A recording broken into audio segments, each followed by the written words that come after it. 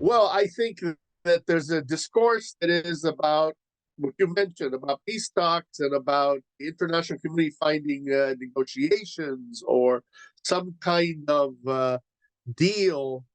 And then the reality on the ground, which is that it's two generals and two military forces that want to destroy the other, that want to eliminate the other. And if you look at the rhetoric coming, especially from the army, the rhetoric, the narrative coming from the army is very much about eliminating the other. And you see supporters of the army who are often connected to the former regime, the regime of the dictator Omar al-Bashir, or connected to various Islamist parties cheering on the army, that they want to destroy completely the rapid support forces. هل سيناريو عودة نظام البشير قائم؟ Yes, I mean, what I described was a kind of Bashir 2.0, meaning that I don't think that the old men of the dictator are going to return. They're old and they're yesterday's men. But what you could see is a type of,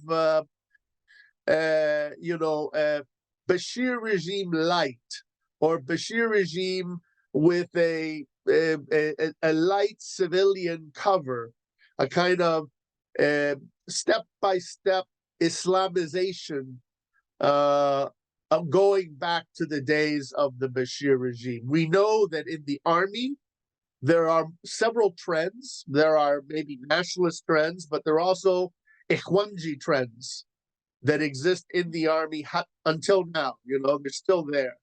So the big question, of course, in Sudan is we, from the outside, we see these two forces, but there are interests and organizations and individuals behind both of them. And in the case of the army, we know that there's no doubt about it, that the partisans of the former regime, that Islamists, that extremists who live in exile in Turkey are connected to the army side. And that is a big concern. لأفهم منك فقط، وكانك تخبرني أن مصر التي حظرت تنظيم الإخوان على أراضيها هي الآن تدعمهم في السودان. Well, this is the crazy thing, isn't it? I think that I've written about this as well, because from the surface, it doesn't make any sense.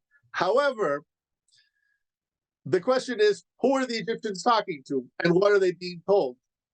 If the Egyptians are talking to generals in the army who tell them, we are nationalists, we are not going back to the former regime, we are, we're different, we overthrew the former regime, we're like you, the government in Egypt, they might believe that. But then you listen to the people of the former regime and they're all applauding the army. They're all encouraging the army. So you have this essential contradiction. That's what I say is the question is, who is actually in charge when it comes to the army faction? That's not at all clear. Until now, it's not clear.